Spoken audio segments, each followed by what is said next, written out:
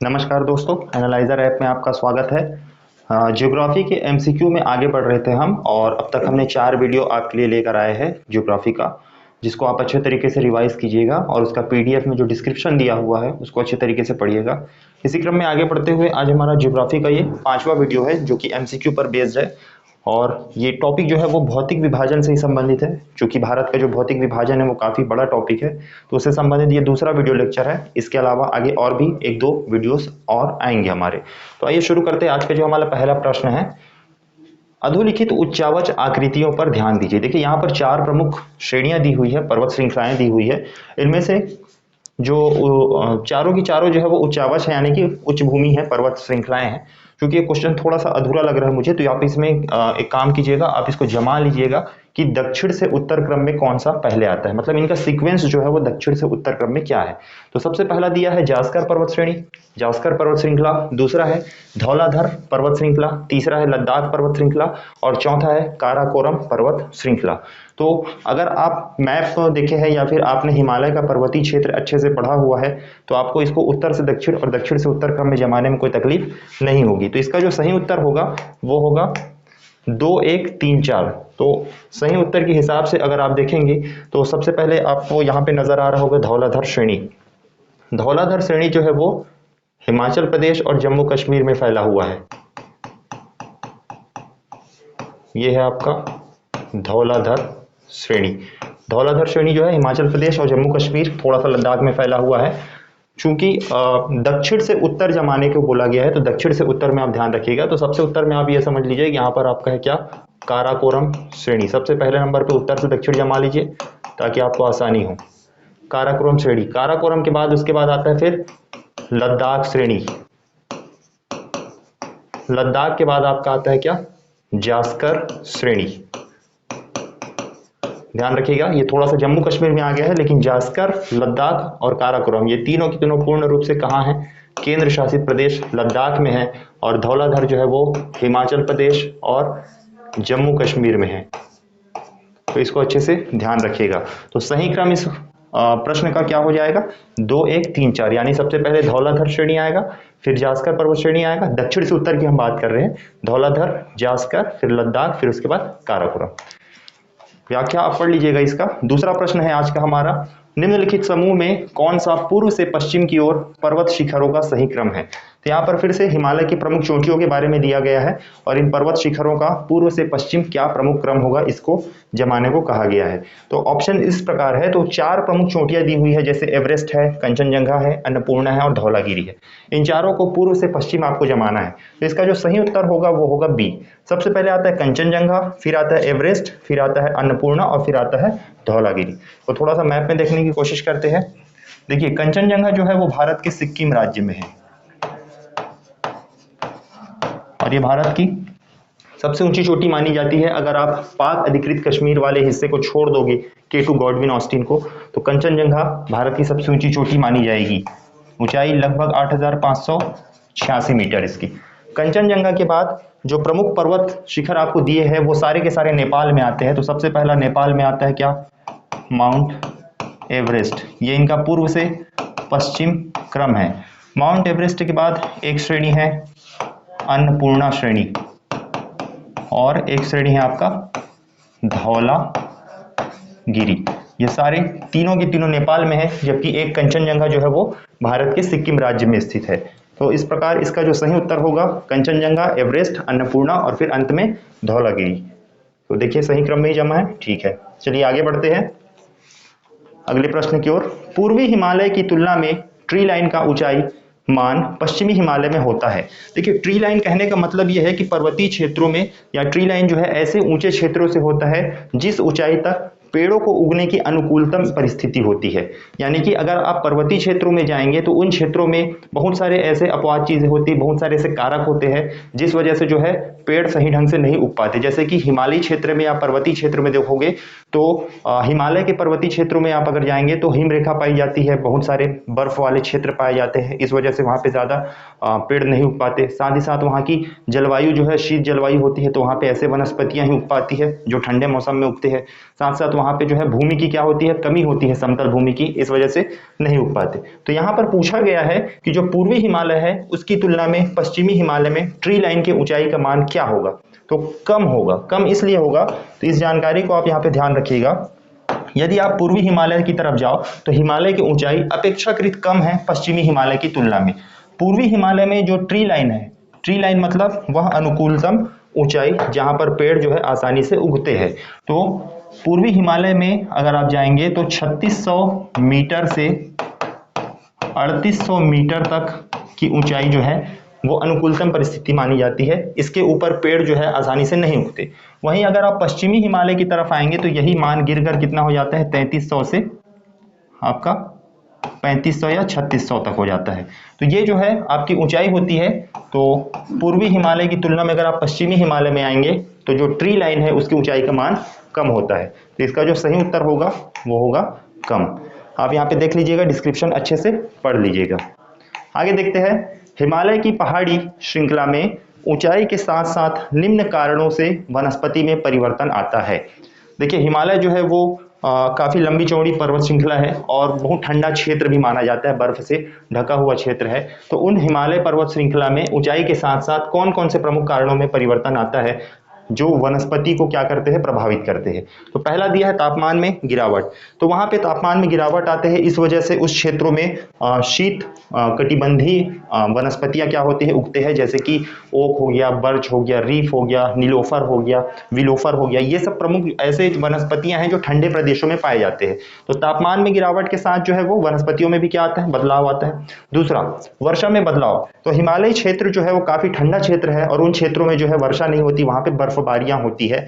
तो वर्षा की कमी होती है। वर्षा की कमी के कारण वहां पे ऐसे वनस्पति उग पाएंगे जो ठंडे क्षेत्रों में जीवित रह सके। तो दूसरा भी सही कूट है। तीसरा है मिट्टी का अनुपजाऊपन होना। तो जाहिर सी बात है, जो पर्वतीय क्षेत्र होगी वहां पे मिट्टी में अधिकतर क्या पाए जाएंगे, कंकड़ पत्थरों की अधिकता होगी जो कि उपजाऊ नहीं होती और कृषि के लिए आवश्यक भी नहीं होती, कृषि के लिए अनुपयुक्त होती है, कह सकते हैं आप। तो ये तीन प्रमुख कारण है। चौथा है तेज हवा। तो तेज हवा जो है किसी भी वनस्पति के लिए कोई खास कारण नहीं होगा। तो इसका अगर आप कूट चुनेंगे सही उत्तर तो आपको मिलेगा ऑप्शन ए, 1, 2 और 3। तो ऑप्शन ए इसका क्या होगा, सही उत्तर होगा, जिसे आप पढ़ लीजिएगा अच्छे से। पांचवा प्रश्न है, उत्पत्ति की दृष्टि से निम्न पर्वत श्रेणियों में से सबसे नवीनतम कौन सी है। यहाँ पर 4 पर्वत श्रेणियां दी हुई है, जिनमें से सबसे नवीनतम पर्वत श्रेणी को आपको पहचानना है।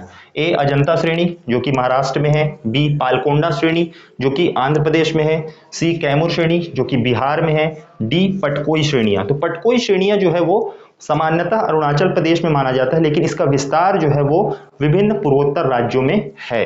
तो इन चारों में से जो सबसे नवीनतम श्रेणी है वो है पटकोई श्रेणी। पटकोई श्रेणी इसलिए नवीनतम है क्योंकि यदि आप भारत में बात करेंगे तो भारत में सबसे नवीनतम श्रेणी है वो है शिवालिक हिमालय। पिछला वीडियो हमने देखा था, शिवालिक हिमालय जो है वो टर्शियरी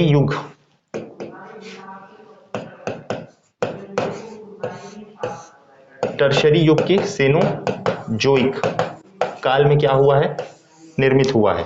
मतलब शिवालिक का निर्माण जो है टर्शियरी युग के सेनोजोइक काल में हुआ है और इसी शिवालिक हिमालय का ही हिस्सा जो है वो पटकोई श्रेणी है जो कि पूर्वोत्तर राज्य में फैला हुआ है। यानी कि पूर्वोत्तर राज्य में जितने भी आपके पर्वत श्रृंखलाएं मिलेंगी उनमें से अधिकांश जो है वो शिवालिक हिमालय के ही हिस्से है।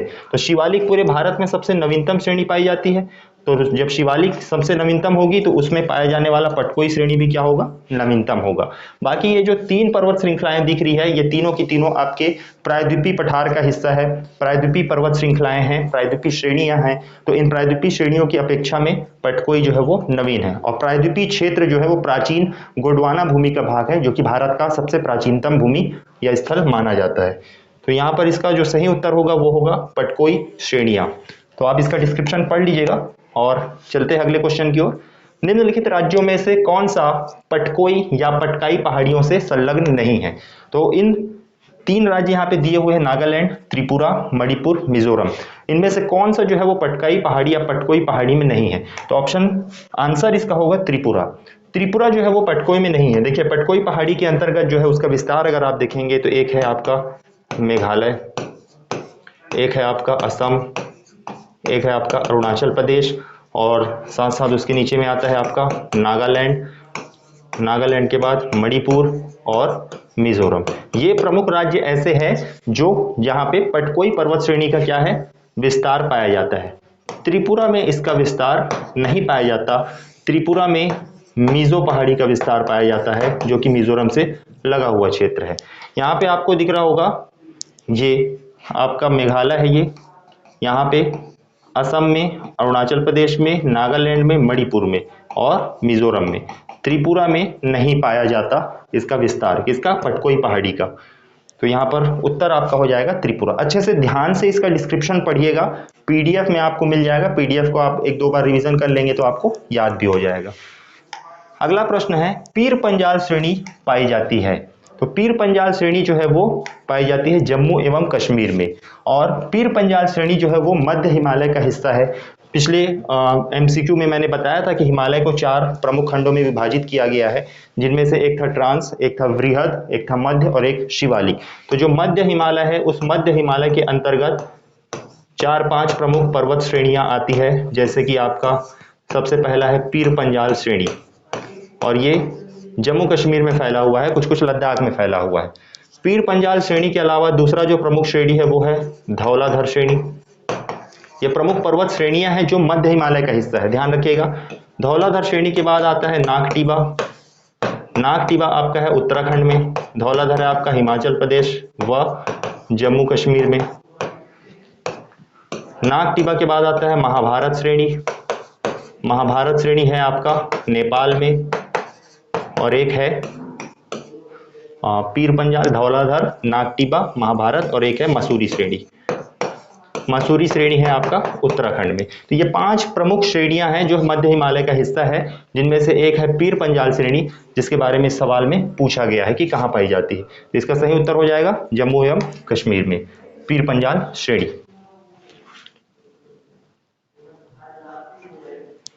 ठीक है, आगे बढ़ते हैं। किन 2 पर्वत श्रेणियों के मध्य कश्मीर घाटी स्थित है। यहां पर ऑप्शन दिया हुआ है लद्दाख एवं जास्कर, वृहद हिमालय और पीर पंजाल, वृहद हिमालय व जास्कर, काराकोरम व लद्दाख। कश्मीर घाटी जो है प्रमुख रूप से वो स्थित है वृहद हिमालय और पीर पंजाल श्रेणी के अंतर्गत। देखिए कैसे स्थित है, वृहद हिमालय और आपका मध्य हिमालय, इन दोनों हिमालय के बीच में ही प्रमुख घाटियां पाई जाती है, जिसमें से एक प्रमुख घाटी है कश्मीर घाटी। कश्मीर घाटी जो है वो मध्य हिमालय के पीर पंजाल श्रेणी और वृहद हिमालय के बीच में स्थित है।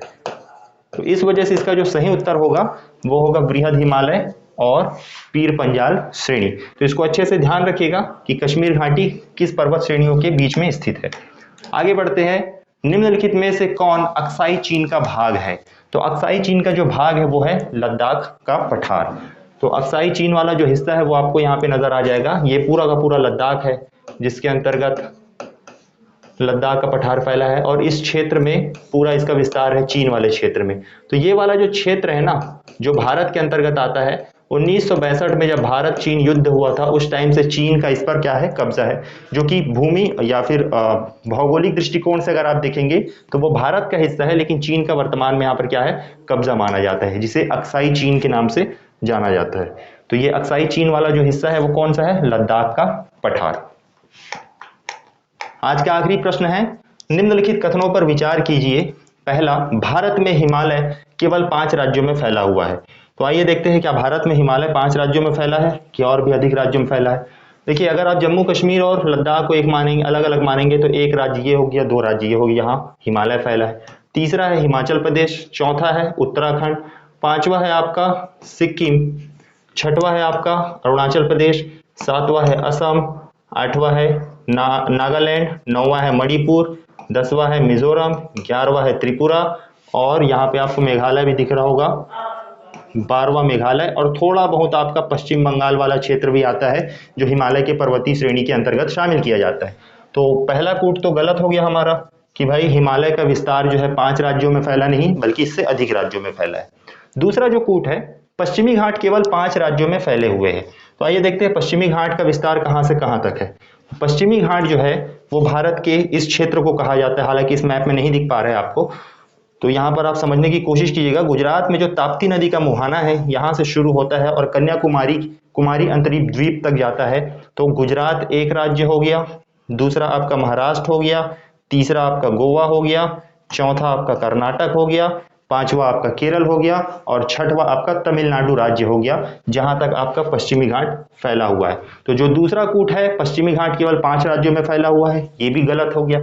तीसरा कहा गया है पुलिकट झील केवल 2 राज्यों में फैली हुई है। तो पुलिकट झील जो है वो भारत की दूसरी सबसे बड़ी लैगून झील मानी जाती है और पुलिकट झील का जो विस्तार है वो 2 राज्यों में है।